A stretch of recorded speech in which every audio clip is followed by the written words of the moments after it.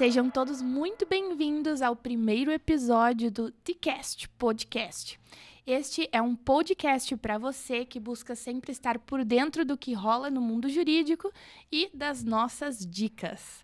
Eu sou Júlia Pradella Cavalheiro, sou advogada especialista em Direito e Processo do Trabalho e aqui comigo eu tenho o Dr. Alexandre Baraldi Tonin, que é advogado, mestre em Direito de Empresas e Negócios, especialista em Direito do Trabalho, Direito de Família e Sucessões, para um episódio cheio de conteúdo relevante para você.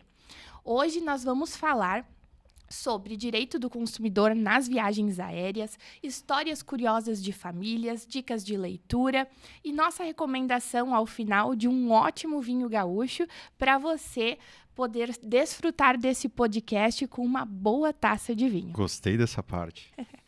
Como esse é o nosso primeiro episódio, acho interessante que a gente apresente a nossa história para você nos conhecer um pouquinho melhor. Alexandre, conta um pouco para nós como é que foi a tua trajetória até aqui. Tudo bem, Júlia? Tudo bem? Todos os nossos ouvintes aí. Que prazer, que alegria, né? A gente poder estar nesse primeiro episódio. Sempre uma estreia, sempre tão legal, tão emocionante, ao mesmo tempo desafiador. Espero que seja um projeto que todo mundo participe com a gente, dando dicas, sugestões, porque esse podcast não é para nós, é para vocês. Então isso é muito importante.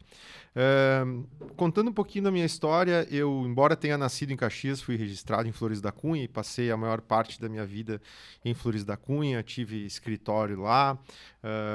Depois eu acabei numa fase quase que indo morar nos Estados Unidos, acabei ficando um tempo lá, mas já recebi uma proposta de um escritório de Porto Alegre e segui em Porto Alegre nesse escritório, até sair de lá e montar a Tonin Advogados, que agora já está completando ali praticamente 2 anos de atuação. Depois, obviamente, que houve o convite para te chegar conosco e formar esse time. E outras pessoas estão agora se agregando ao time. Basicamente, bem resumidamente, essa história. E eu também tive um período grande da minha vida que eu fui advogado da rede de postos Sim, né? Que na época não era assim, era de Trento. Depois a gente acabou nesse caminho que a gente até fez a aquisição dessa marca na época. E fiquei quase 10 anos praticamente lá, trabalhando no setor jurídico, ajudei a construir o departamento jurídico lá, porque não existia na época. Também fui professor da Faculdade da Serra Gaúcha por quase 4 anos. Sou professor convidado da UX em alguns cursos de pós-graduação, especificamente. Tenho um projeto que eu trabalho com o Sebrae aqui no Rio Grande do Sul, onde que nós desenvolvemos os projetos de lei de inovação para os municípios, né, fomentarem inovação e tecnologia. Já trabalhei com mais de 20 municípios aqui no estado. Sou palestrante também no Sebrae, na área de tecnologia, principalmente falando de futuro de trabalho e inovação. Sou colorado, né? Sempre gosto de falar isso. Essa informação aí não é muito boa. Embora essa camisa não esteja muito legal hoje. Aliás, a gente está de uniforme. Estamos de uniforme. Ninguém combinou nada aqui. Né? Resumindo, essa é um pouco a história. Sou casado, né? Moro em Porto Alegre atualmente, então a gente toca essa nossa operação em Porto Alegre e Caxias do Sul, e daqui a pouco, por que não, estaremos ampliando outros horizontes. Mas a gente atende, obviamente, o Brasil inteiro. Né? O online nos proporciona isso.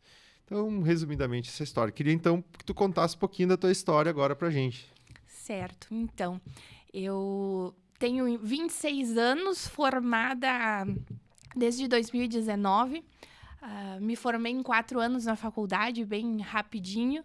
E comecei a estagiar logo no 3º semestre no teu escritório. Então, para mim, hoje é um privilégio estar sentada na mesa contigo de igual para igual, justamente porque foi onde aprendi muito, aonde, com certeza, tudo que vivenciei lá foi o que me fez chegar até aqui. Depois disso, a gente que trabalhou junto, a gente separou um pouquinho os caminhos, trabalhei em outros escritórios, tive o meu próprio escritório, e aí foi quando a gente, então, tomou essa iniciativa de iniciarmos esse projeto de advocacia em conjunto para a gente conseguir agregar aí nossos conhecimentos e, com certeza, levar cada vez mais um trabalho bom e ótimo, na verdade, para o nosso cliente, né? Mas vamos entrando no tema. Deixa eu só fazer um ponto Claro. aqui, um ponto importante, né? Eu acho que a gente nunca conversou sobre isso, mas uma questão assim que também me chamou bastante atenção para te chamar, para a gente formar esse time, é tua capacidade de networking, né? E acho que isso foi algo que eu sempre desenvolvi muito. Teve uma época que eu cheguei a participar de 9 entidades ao mesmo tempo, de várias, né? Como conselheiro do Inter, como procurador jurídico da APAI, como delegado da OAB, eu sei que tu também está sempre participando aí da OAB, enfim, e eu acho que isso faz com que a gente consiga agregar muitas pessoas, isso é muito importante para a nossa atividade. Qualquer profissional liberal precisa ter essa construção de network. O network é muito importante, porque muitas pessoas falam que venda é um dom. Mas a venda não é um dom, ela é treinável, assim como muitas coisas são treináveis. E assim, até nós vamos entrar agora num ponto específico que é sobre viagem, né? Sobre as minhas férias, ditas férias. Tem um ponto bem interessante dessas férias. Eu estava caminhando lá por Porto de Galinhas e chega um menino e diz assim, olha, eu queria te mostrar minha arte, quem sabe tu me ajuda, vou te mostrar aí que um dia eu me torne Picasso e tal. Ele me cativou com isso, enfim, e eu fiquei ali assistindo ele. E ele pega uma lajotinha assim na mão, ele começa a pegar uma tinta guache assim e começa a passar o dedo naquela lajotinha. Ele passa o dedo, ele passa o dedo. Ele passa... Em questão de alguns minutos ele fez um desenho assim incrível naquela lajotinha. Eu disse, cara, como é que esse guri faz isso? Só que depois eu andava mais 3 passos, tinha outro menino fazendo aquilo.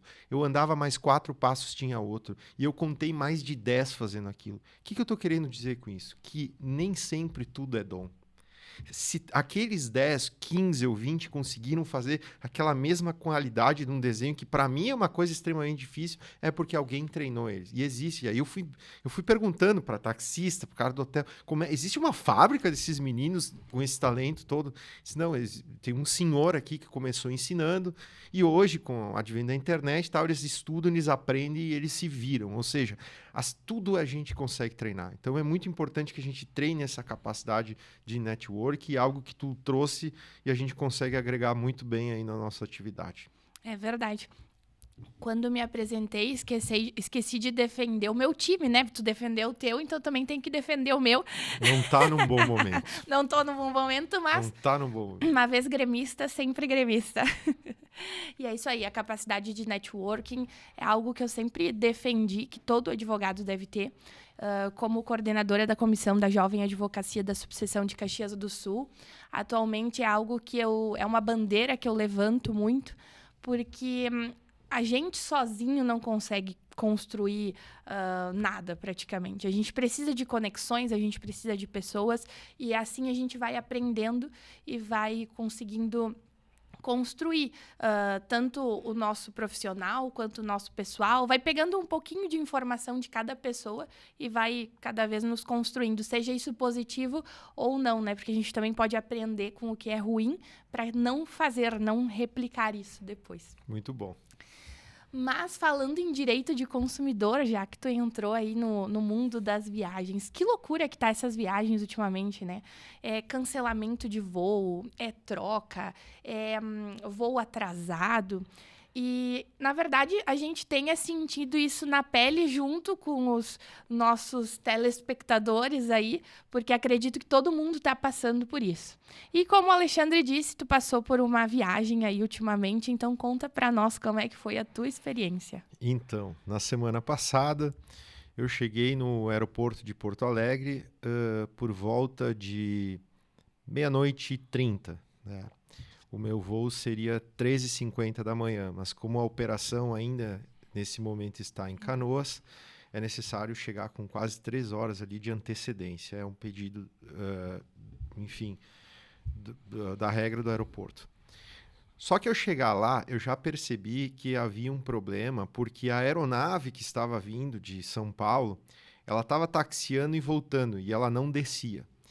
E nisso ninguém passava informação nenhuma para os passageiros, mas para quem acompanha no aplicativo, né, consegue verificar que a aeronave não estava andando e não estava pousando, não estava conseguindo pousar.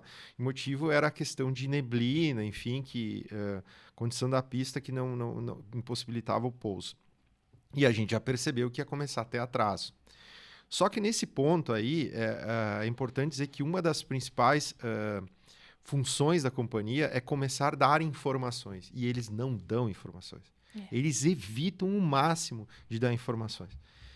E aí eu já percebi que ia ter problema, e aí eles já tinham preparado o embarque, e aí já retornaram. A gente chegou a entrar no ônibus, sai do ônibus, aí manda todo mundo de volta para desembarque para aguardar informações. Aí todo mundo fica lá por quase 30 minutos numa fila, né, na fila de despacho lá de bagagem, para ver o que ia acontecer. No final das contas, quando já era em torno de 5 da manhã, acho, eles nos informaram o seguinte: a aeronave não vai descer mesmo, mas a gente quem via no aplicativo já sabia que ela tinha voltado para São Paulo, que não ia ter aeronave. Vocês vão para Florianópolis. Só que eles tinham um problema no sistema deles lá e eles não conseguiam dizer em que voo nós iríamos continuar, porque eu iria para Recife.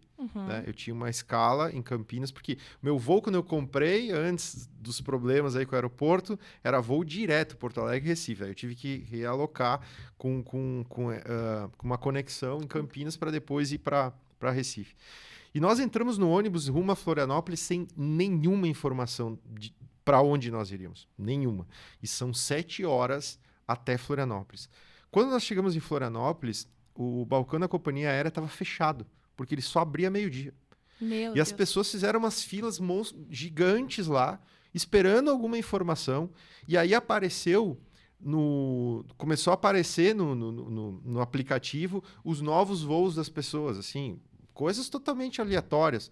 Por exemplo, eu ia chegar lá no meu destino final, lembra que eu cheguei 00:30 no aeroporto, eu ia chegar no destino final 1 da manhã, e aí eu ainda precisava pegar um carro que eu já tinha alocado para o dia anterior para mais 2 horas para frente de carro, viajando de madrugada numa estrada que eu não conhecia.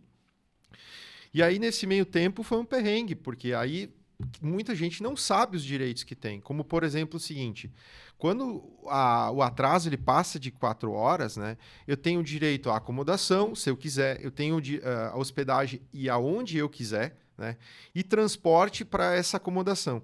E eu posso, inclusive, pedir a relocação de voo para a mesma ou para outra companhia. E foi o que eu fui fazer. Eu disse, eu tô vendo aqui, lá em Florianópolis, que tem voo para São Paulo e tem essa outra possibilidade que eu vou chegar antes em Recife, então vocês têm que me botar nesse voo. Olha, eu só tenho voo agora para Congonhas. Tá bom, me bota nesse voo para Congonhas que eu vou para Congonhas. Aí eu consegui o voo por outra companhia e cheguei em Congonhas. Quando cheguei em Congonhas, eu tive que esperar na companhia que eu tinha feito a compra da passagem, esperar no balcão sobrar espaço no voo. Ou seja, se não tivesse espaço no voo, eu não ia conseguir embarcar para o Recife. Como tinha espaço, eu fiquei até o último minuto lá, sobrou 4 vagas. Estávamos eu e minha esposa, conseguimos então embarcar no voo para chegar lá às 9 da noite. Só que dito isso, eu não era obrigado, como eu já perdi todo dia, a ir para o meu destino final, pegar o carro, dirigir de noite. Eu queria uma acomodação.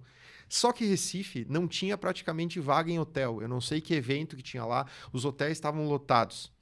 E aí eles queriam me mandar para uma outra cidade, que era o hotel que eles tinham disponível ou parceria. E não é assim que funciona. Eu tenho que escolher a acomodação. E aí eu fui lá e tive que discutir no balcão. Tive que... Sim, requisitar meu direito de que eu queria, então, que eles me dessem um transfer para me levar ao destino final. Porque se meu destino final era em torno de 1h40, 2 horas, e o hotel que eles queriam me mandar em outra cidade era 1h30, não fazia nenhum sentido. Então, me leve para o meu destino. Aí tem que ir lá esperar, enfim, porque tem que pedir autorização para não sei quem, não sei. E no fim, eu acabei conseguindo. Mas por que eu consegui isso? Porque eu sabia o meu direito. Justamente. A maioria das pessoas não sabem. Então, eu já perdi um dia inteiro dessas minhas férias. Tem pessoas que perderam 2 dias. Ou mais. E além do que... Existem pessoas que não estavam indo de férias, né? Talvez estavam voltando para casa, talvez estavam indo... A trabalho. Compromissos, visitar reuniões. algum familiar, alguma coisa nesse sentido. Então, se a gente olhar nessa parte de férias, algo que seria muito bom, muito tranquilo, estaria indo com muita alegria, né, para passar férias. E aí chega com todo esse transtorno, isso... E eu gravo tudo, tá? Eu pego meu celular e gravo tudo. Porque Isso é na muito primeira, importante. assim, ó, a primeira coisa é o seguinte: dever de informação. A companhia tem que dar informação.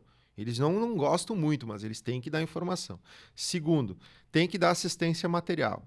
Então, se o atraso já está de 1 hora, eles têm que dar assistência de internet e telefone. Eu nunca vi eles oferecerem internet, porque geralmente a internet do aeroporto, aí você tem que fazer um cadastro, dar teus dados, ou tem que pagar uma internet, enfim. E muitas vezes em alguns aeroportos o celular nem pega direito, né, 4G ou 5G. Então, a companhia deveria fazer isso, ela não faz. Depois de 2 horas, eles têm que oferecer voucher, né, que seria voucher de alimentação, refeição. E é sempre tudo muito limitado, né? Ou eles te dão um voucher, nem te dão muita explicação. Tem que te dar o voucher e te dizer, ó, serve para esse lugar, você pode ir aqui, você pode ir ali, tem que dar essa explicação. E acima de 4 horas, que aí entra a questão da acomodação, né? E o transporte e translado para essa acomodação. Né? E aí também tem a questão de você exigir que seja realocado em outro voo ou, inclusive, outro voo de outra companhia. Né? Então, além disso, tem algumas pessoas que também querem buscar indenização, né? Que seria aquela indenização por algum direito material perdido ou até mesmo pelo dano moral, porque isso é uma incomodação que ela passa do que a gente chama de mero dissabor, né? Porque nem tudo é dano moral. As pessoas acham que tudo na vida é dano moral e não é. O dano moral é aquilo que a gente passa do mero dissabor. Quando você passa, uma pessoa fica lá uma viagem nacional, fica mais de um dia ali esperando, e tu já entra num desgaste emocional, tu tá perdendo tempo de descanso ou de trabalho, e você já tem esses inúmeras intercorrências de que a companhia não contribui para resolver esses problemas. Isso já passa o mero dissabor e acaba gerando uma possibilidade de indenização de dano moral. Isso é bem complicado porque são problemas que acontecem há muito tempo. Problemas com o tempo, por exemplo, de não poder pousar ou alguma coisa nesse sentido, não é algo recente que acontece, é algo de muito tempo. Então, posso até arriscar dizer que desde o início, quando iniciaram viagens de avião, sempre existiu, né? Mas com toda essa tecnologia eles não resolvem. Eles continuam não resolvendo, porque é sempre baixando custo, custo. A gente tem que baixar custo. Por quê?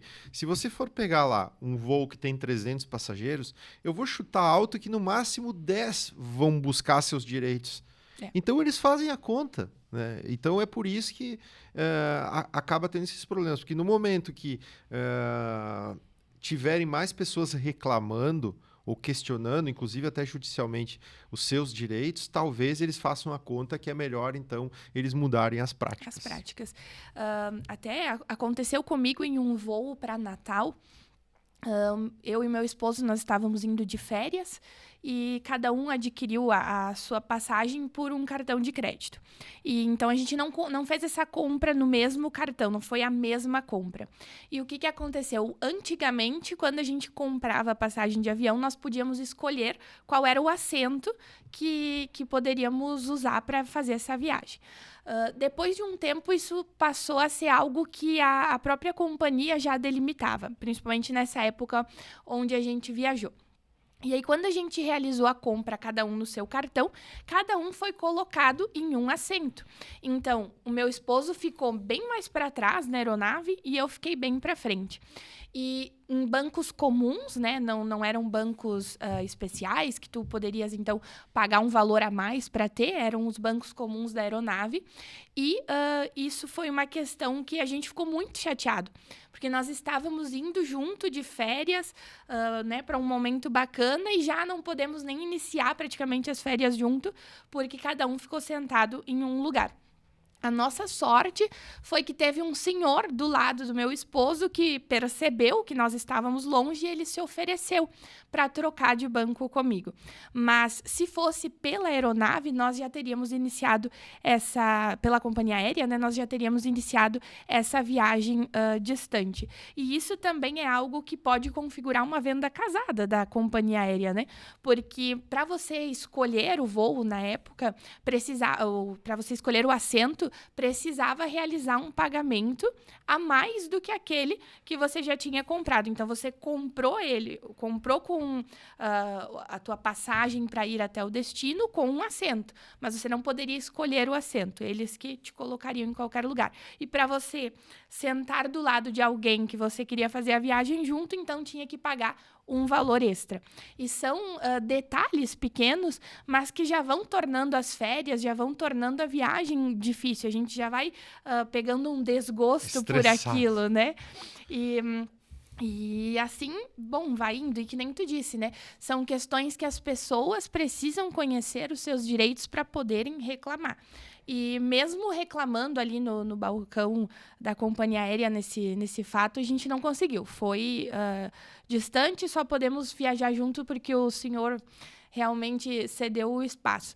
Mas depois, em processo, né, judicial, houve justamente essa questão de que uma indenização por esse fato de vir aí uma venda casada junto. Então, é necessário a gente saber nossos direitos para a gente poder pleitear e, quem sabe, mudar isso com uma forma, né? Quando talvez a companhia aérea perceber que lidar com um preventivo de ações seja mais barato do que o custo da ação depois, com as indenizações, quem sabe a gente pode começar a chegar num tempo aí de mais tranquilidade. É verdade. Tem muito assunto, daria para ficar um podcast inteiro falando disso, mas a gente tem muita coisa ainda pela frente aqui. É isso aí. E falando de estresse, eu acho que nada mais estressante do que tretas de família. E esse é o segundo quadro do TCast Podcast.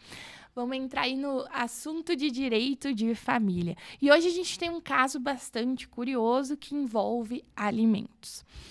Alexandre, conta um pouco para nós como é que seria aí uma questão de alimentos quando um marido e uma mulher se divorciam, tem um filho menor, e muito que a gente vê, né, na verdade, no nosso dia a dia de trabalho, é justamente os casos onde normalmente a criança fica com a mãe, e aí é entrado com essa ação na justiça para pensão alimentícia. E a mãe, então, coloca todas as contas à custa do pai, né? Já que a criança mora com a mãe, ela diz, não, então, quanto custa a vida da criança? Vamos colocar isso no processo. E aí entra lá um pedido de R$7 mil de pensão alimentícia. Como é que funciona? Bom, eu quero começar esse assunto dizendo o seguinte, que é sempre complicado. Eu sou filho de pais separados, tá? Então, assim, o meu objetivo aqui não é em nenhum momento falar mal de nenhuma mãe, né? Então, cuidado, mamães, papais, sobre o que a gente vai falar, mas é colocar, assim, pontos importantes para evitar as tretas de família, né? Então, o nosso objetivo aqui é dar algumas dicas sobre isso. Eu já tive a oportunidade de advogar para ex-esposa de jogador de futebol, para empresários, para pessoas que também são assalariados de empresas, CLT. Então, a gente tem diversas formas e a gente tem que ver caso a caso, né? Não existe uma receita de bolo, né? Porque se fala muito naquela receita de 30% dos rendimentos, mas não é bem assim. Por que não é bem assim, Alexandre? Porque existe o trinômio, né, que é a necessidade do menor, existe a possibilidade do alimentando, de quem vai ter que fazer o pagamento dos alimentos, e existe a proporcionalidade, que é verificar também a proporção das duas partes, né? Eu tive um caso, por exemplo, assim, que o meu cliente ele tinha uma determinada renda lá, e, no caso, a outra parte, que era a ex-esposa, estava pleiteando uma pensão assim, bastante alta, que condizia mais da metade da renda dele. E, a todo momento, eu pedia no processo que ela juntasse os comprovantes de renda dela. Justamente por quê? Porque eu quero verificar a proporcionalidade. Ela está juntando nos autos diversas notas fiscais tentando comprovar os gastos, né, do filho, mas ao mesmo tempo não está juntando a outra parte que faz parte desse trinômio da proporcionalidade. Exato. Porque não existe essa obrigação de uma parte só arcar com os custos, né? Financeiros, né? Porque os Isso aí. custos a gente divide assim em duas partes, né?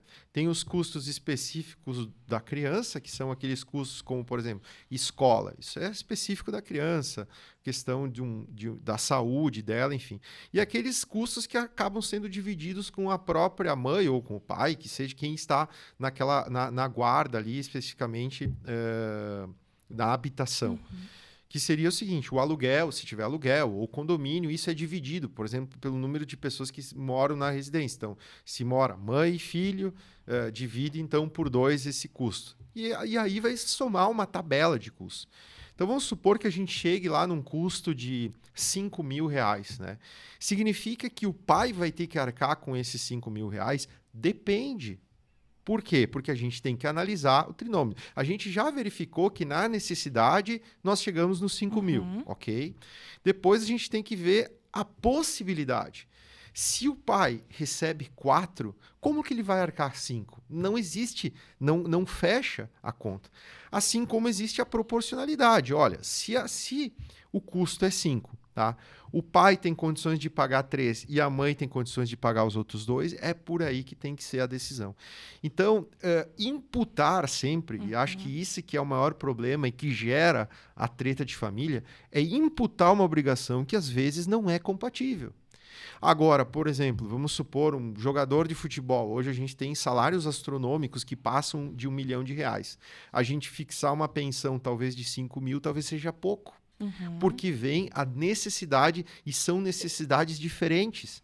Porque daqui a pouco ele estuda num colégio particular muito mais caro, enfim. Então, tudo isso gera uma necessidade, né? E não há um comparativo, mas é uma, assim, social, mas é uma realidade, né? Então, esse é um ponto muito importante para a gente traçar esse trinômio, que acho que esse é o ponto que evita muita treta de família.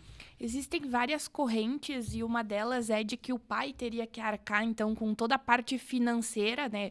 Pensando aqui numa realidade onde o filho residisse com a mãe.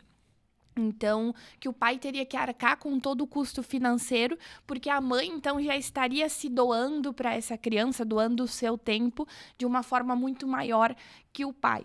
E também existem aquelas correntes onde dizem que o custo, na verdade, financeiro tenha que ser dividido por 2. Então, a gente ouve de tudo, né, nesse mundo de pensão alimentícia. Assim como você, eu também.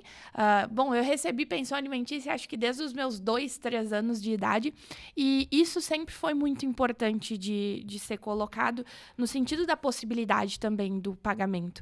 Porque não adianta uma fixação de uma pensão astronômica onde o pai não vai conseguir realizar o pagamento, e aí a gente vai começar com inúmeros processos de execução para cobrar esses valores que vão ser inadimplidos, assim como não adianta fixar um valor muito abaixo daquilo que é o custo de vida da criança, porque aí vai estar faltando valores para dar essa subsistência para o filho. Então, é muito importante a gente observar essas questões relacionadas à possibilidade, à necessidade, à proporcionalidade nas questões de pensão alimentícia. O que eu acho, assim, que deve ser sempre um cuidado, que as pessoas reflitam, porque se elas iniciarem uma relação, elas têm que tentar, pelo menos, ter uma racionalidade no momento que vão terminar essa relação. E não só pensar na parte ruim. E muitas vezes, eu vou dizer que não é nem proposital isso. Às vezes as pessoas agem de forma impulsiva e acabam utilizando esses meios, como o próprio menor, para vingança, né? Isso é bem comum a gente ver que pessoas querendo resolver isso com raiva, utilizando mecanismos que estão ali, como pensão ou partilha de bens, um divórcio, para vingança, e não para solucionar um problema. E isso vai se arrastando na justiça por anos. Por anos, né? Porque você imagina o seguinte, quando tem um menor envolvido, você obrigatoriamente tem um Ministério Público atuando, né?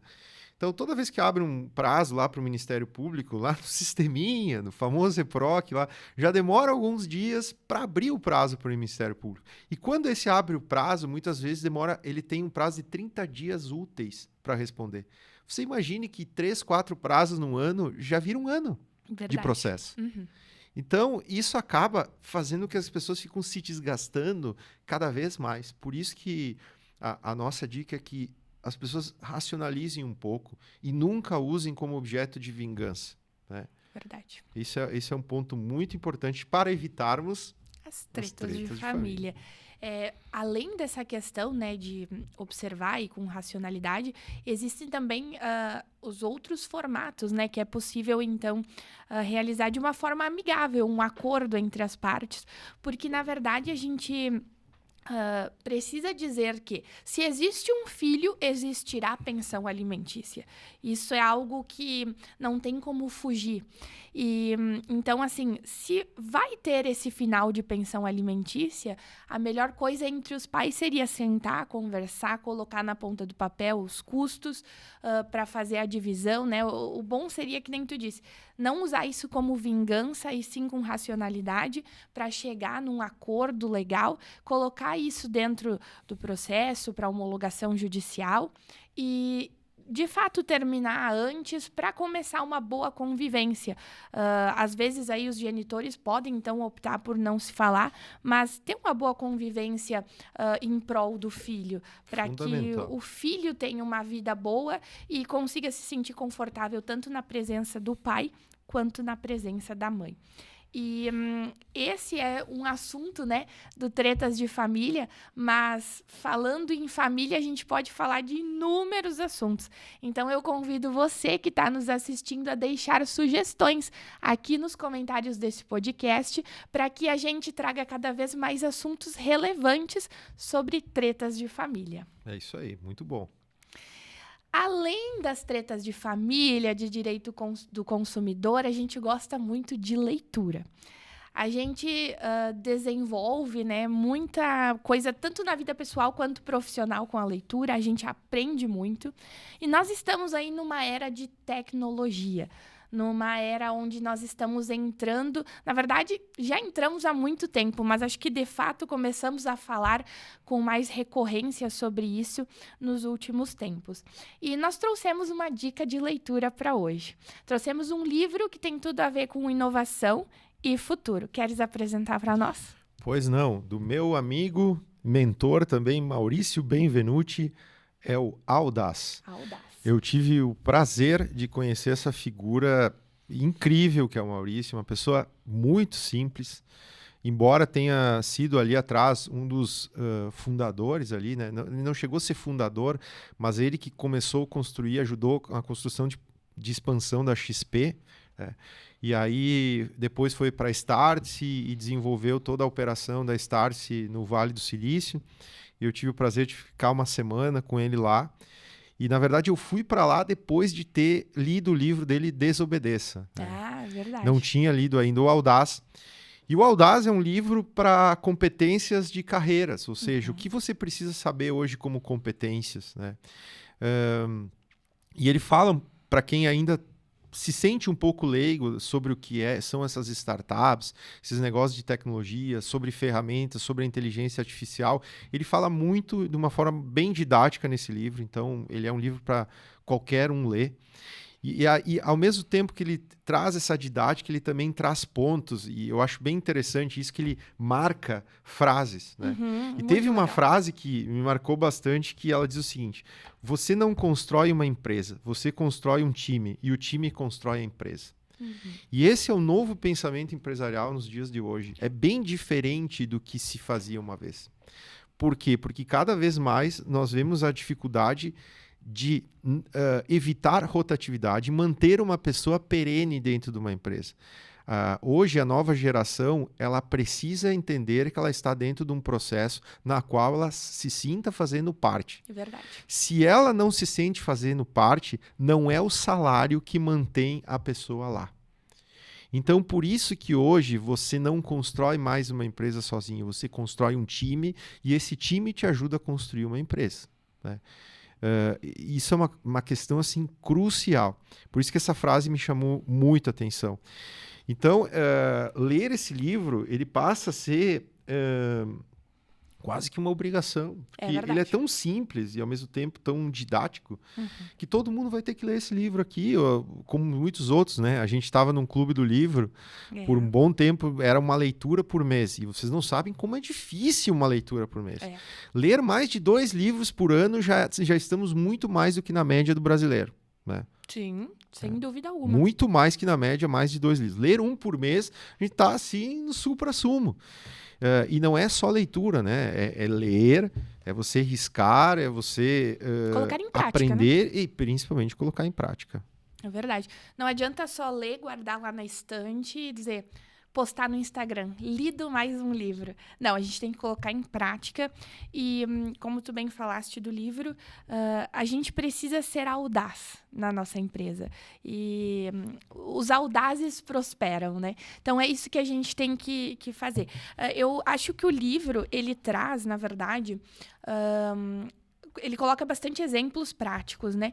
Então, me parece, assim, que ele aproxima o leitor da inteligência artificial, desse mundo digital, porque às vezes quando a gente fala em inteligência artificial, o pessoal se sente um pouco distante, porque o pessoal já pensa em o robô que faz alguma coisa, o robô que faz aquilo, e aí a pessoa pensa, isso não faz parte do meu dia a dia, do meu cotidiano, pelo menos nesse momento.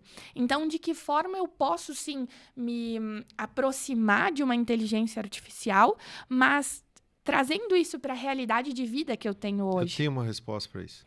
Pô, começa com a curiosidade.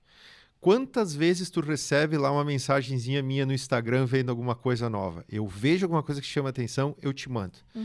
E aí, e tu sempre compra minhas ideias, né?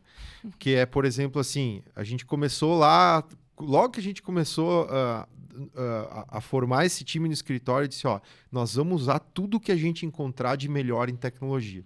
Então, hoje a gente usa lá ferramenta de jurisprudência, né? E aí, o que ela faz? Por exemplo, hoje tu consegue determinar um determinado assunto, como, por exemplo, esse que a gente estava falando sobre atrasos de voos. Eu coloco o tema lá e peço para ela monitorar um determinado tribunal. Então, daqui uns 2, 3 meses, eu tenho um monitoramento de todas as últimas decisões, as que foram procedentes, as que foram improcedentes, e eu consigo fazer aquilo que a gente chama de jurimetria. E dizer, olha, eu tenho tanta chance de ganhar e tanta chance de perder. Isso é um uso de ferramenta. Um outro uso que eu aprendi, inclusive, aqui no podcast da OAB, era levar para o ChatGPT uma petição inicial, uma contestação e pedir que ele atuasse como juiz e fizesse uma sentença. Eu tive um caso que, infelizmente, eu tive uma liminar cassada pelo Tribunal de São Paulo, por um determinado motivo. E eu joguei a petição inicial, joguei a contestação e pedi que ele fizesse, ele deu exatamente a mesma decisão do tribunal. Se ele foi lá e pesquisou na jurisprudência, daqui a pouco o próprio chat achou essa jurisprudência para usar esse argumento, eu não sei responder. Mas ele deu a mesma resposta e o mesmo argumento do porquê ele cassaria aquela liminar. Incrível isso, não? Incrível. Então, essas ferramentas acabam ajudando no dia a dia da nossa produtividade, né? Então, a gente vai testando inúmeras ferramentas para que a gente consiga melhorar a nossa entrega, que elas sejam o nosso aliado, ou seja, elas não vão estar acima de nós. A gente nunca vai usar o ChatGPT simplesmente para construir para pegar um parecer pronto ou uma petição pronta. Ele nos auxilia, constrói a ideia, ele encurta o tempo, mas quem realmente executa o processo inteiro, a análise, somos nós, né? Justamente. E tem que entender que a ferramenta, ela vai nos entregar aquilo que a gente, então, perguntar para ela, né? E por isso que a gente tem que fazer uma pergunta cada vez melhor, mas no sentido de que também pode aparecer coisas que ele quer nos entregar um resultado. Então, pode ser que ele busque... talvez até criar esses resultados. Então, por isso que é muito importante a gente ler livros como esse para estar junto da tecnologia, para estar crescendo nesse sentido, mas também ter os pés no chão e entender que tanto inteligência artificial quanto tecnologia, elas estão ainda sendo executadas por nós e que, por isso, a gente precisa ter esses pés no chão e fazer essas análises, fazer essas revisões. Legal. Isso aí. Então, esse é nossa dica de leitura, o livro Audaz. Você pode ler, pode deixar comentários aqui para nós sobre esse livro. Quem sabe ali na frente eu não trago o Maurício aí. Ele está nos Nossa. Estados Unidos, mas a gente pode botar ele online aí para falar com o pessoal também. Então, assim, eu te deixo como um desafio aí para nós trazermos trazer um o baita Maurício. convidado para o nosso TCast, para com certeza agregar muito na vida de todo mundo que está assistindo e na nossa, né? Porque a gente vai aprender nesse podcast, Com certeza. sem dúvida alguma. E aí a gente fala de viagens, a gente fala de família, a gente fala de leitura, mas não é só disso que a vida se resume, Claro né? que não. A vida também se resume em momentos prazerosos, degustando boas comidas e bons vinhos. E hoje a gente trouxe também uma dica para você, como eu falei lá no início, desfrutar desse podcast tomando um bom vinho. Apresenta o vinho para nós. Eu sempre quis fazer um podcast para falar de vinhos, né? Eu não sou um grande entendedor, mas gosto bastante. Mas o objetivo maior era trazermos vinhos gaúchos e valorizar o nosso produto. Fortalecer o nosso produto. Nossa Serra Gaúcha. E por que a escolha desse primeiro vinho, que é um vinho da vinícola Luiz Argenta? Como eu contei lá no início, eu iniciei lá, não iniciei, mas eu passei 10 anos da minha trajetória lá trabalhando com o grupo, que também compõe hoje é o Grupo Argenta, né? Isso. Que compõe a vinícola. E naquela época a vinícola estava ainda sendo projetada, depois ela acabou sendo construída. Então, cada tanque, os contratos passaram na minha mão, a construção, os primeiros vinhos, consegui ter provas lá dos primeiros vinhos que já eram fantásticos. Pegou aquela safra 2005 maravilhosa. Poxa, que privilégio, hein? E acho que por isso, até como uma homenagem, trazer esse vinho, que é um vinho deles que tem um preço bastante acessível, mas traz uma qualidade imensa. Todos os produtos deles têm extrema qualidade. A vinícola é fantástica, sempre foi construída com base em muita tecnologia. E é um vinho que me chama a atenção porque ele tem uma composição de uma uva que eu gosto bastante, que é o Marcelin, mas tem o Taná, que é uma uva que eu já... Depende o dia, porque ele é um pouquinho mais pesado, então vai vir com uma carne, algo assim. Mas como tem essa mistura que fica 70% Marcelin e 30% Taná, ele ficou muito equilibrado. Ele é um vinho bastante jovem, ainda um vinho de 2022, mas já está num bom tempo, assim, já dá para degustar tranquilamente. Bem frutado, bem cereja, assim, mirtilo. Você sente assim o sabor assim dessas frutas vermelhas. Ele tem um pouquinho de astringência, mas nada que incomoda, assim, resolve bem, principalmente com a comida, né? O bom de degustar um vinho é sempre ter uma comida junto. A comida certa também ajuda bastante, né? E pelo amor de Deus, nunca coma uma salada com vinagre ou balsâmico e depois tome um vinho. Vocês vão estragar o vinho. Também nunca se escova os dentes e depois vai se tomar o vinho. Você vai estar estragando o vinho. Então, cuidado com o vinagre. Eu gosto bastante de vinagre, mas ele acaba estragando a experiência do vinho. Então, esse vinho aqui, Marcelin Taná, Terroir, aqui da Luiz Argenta, é a dica porque ele vai te equilibrar bem num excelente custo. Ele está com preço excelente. Você vai pagar mais barato que muito vinho aí que o pessoal compra inicial argentino fora, né? E acha que é maravilhoso e não é bem assim. Não é bem assim. Tem muita porcaria ali e esse vinho acaba sendo um vinho que está em conta, inclusive está na promoção. Na promoção. Você pode encontrar, tem até em algumas lojas aí da Rede Sim, você encontra esse vinho num preço muito acessível e vai valer muito a pena, eu garanto para vocês. Gostei que tu falou da experiência que ele traz, né? E ele foi escolhido justamente porque este podcast busca também trazer uma experiência para aquele que nos ouve, aquele que nos assiste. Então, assim como o livro traz essa experiência, o vinho, a gente busca sempre trazer essas dicas que a gente de fato utiliza, de fato tem isso no nosso dia a dia para trazer sempre a melhor indicação para você que está nos assistindo. E, claro, se tiver mais dicas aí de vinho, já coloca aqui nos comentários, porque a gente também está só por provar vinhos novos, né? Claro que a gente está hoje no nosso primeiro episódio e é muito importante que vocês nos tragam os seus feedbacks, né? Porque aqui a gente ama feedback. Exatamente. Né? Tem gente que não gosta de feedback, que coisa, né? Tem gente que quando ela ouve uma crítica, a pessoa assim fica bravo com você, nem fala mais com você, mas o feedback ele é muito importante, porque a gente só melhora com feedback. Justamente. Então, tragam esse feedback. A gente quer trazer assuntos relevantes do cotidiano, coisas que auxiliem Úteis. tanto no conhecimento, que seja no conhecimento mais, no conectativo mais do recreativo, ou naquele conhecimento que vai envolver algo mais do dia a dia empresarial, ou até das questões jurídicas que são do nosso cotidiano, mas esse vai ser o objetivo desse podcast, ser objetivo e trazer conhecimento aplicável. Aplicável, Né? Aplicável. Isso aí. Porque eu já falei isso, que a gente precisa ter sempre a siglazinha do chá, né?